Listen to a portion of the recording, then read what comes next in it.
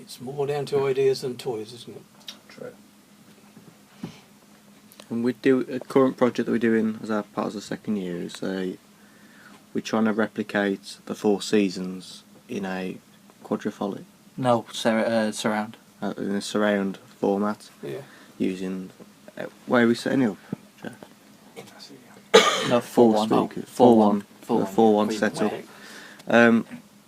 Obviously we could have a few phase issues depending on the speakers, but from the composition point of view, how do you feel we could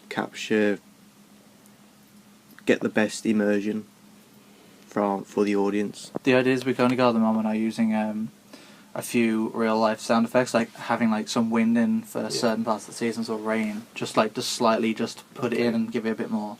And what's the musical element going to be? Mostly orchestral at the moment. Yeah, the set we have at the moment is mainly going to be orchestral instruments. Yeah. I think we're going to be introducing a few synths and more modern instruments, but mostly it's going to be traditional. Yeah. I mean, with music, I always think that with surround, most of the elements should be at the front as though it's a performance. I like to use the rear speakers for kind of ambience and special effects like your wind or whatever. I don't like this thing where you've got the backing vocalist behind the sofa, because at a gig the backing vocalist wouldn't be behind the sofa. And it'd be different if it was a kind of Pink Floyd thing with lots of effects between songs. You can have those coming from anywhere.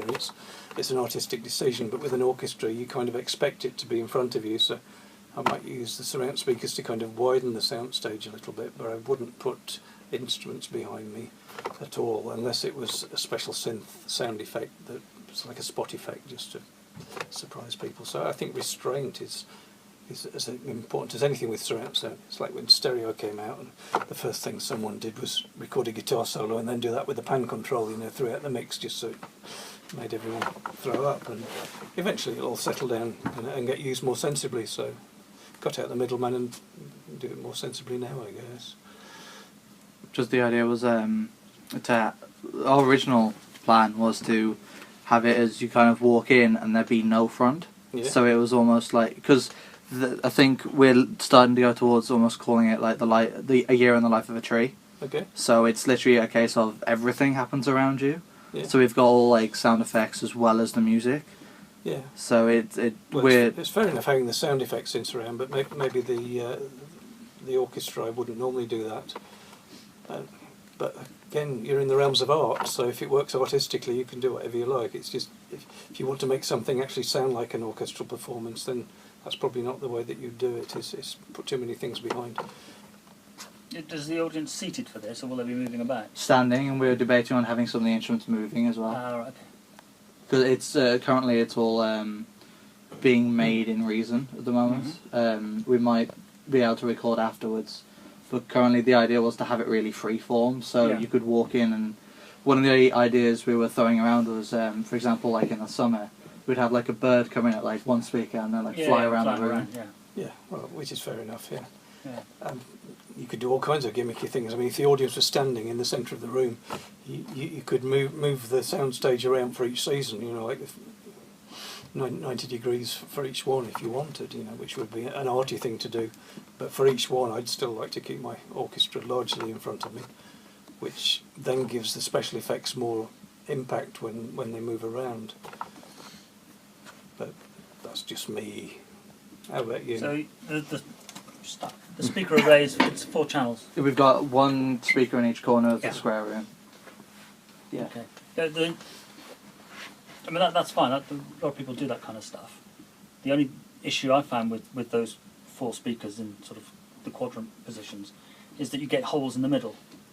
You don't get very good, because the speakers are 90 degrees apart, it's wider than this is only 60 degrees apart, and you tend to get a hole in the middle. So maybe putting extra channels in would give a more continuous feeling of sound, rather than having 4 puddles of sound. Okay, so making it more like 8. Yeah. With ones in the middle. With ones in the middle. If you've got that number of outputs on your system, okay, that might help. Because otherwise you tend to get these sort of puddles of sound in corners rather than a proper spread all the way around. Yeah. And if people are wandering about, then having sound spread everywhere would make it more immersive. Certainly sound effects would work very well that way. It depends how you've scored the musical parts as to whether that would stand being put into different speakers. But yeah, I can imagine it would work Yeah, a quite lot well. does depend on how the audiences expect it to be positioned when they're listening to it. And if they can move around, then you've got more scope to move things around and be clever as well. But if you're going to sit there and go, entertain me, Yeah. then maybe you would Is have... it purely audio, or do you have sort of pictures or something to support it? as We've well? got an open floor plan, so it's you can walk around. Yeah. White walls with, I think the current idea is projectors projecting a tree with leaves that come and go and change colours throughout the seasons. Okay. Okay, that works. Yeah. I suppose, leaving aside the hole in the middle argument, at least with 4 speakers, you can use 2 as your primary stereo image, and if you were moving it around for the seasons, you could then move it around to the next pair. Yeah, no, so that would work. Yeah. So, Yeah. Project on different walls for different seasons. yeah. Give you a focal point. Yeah.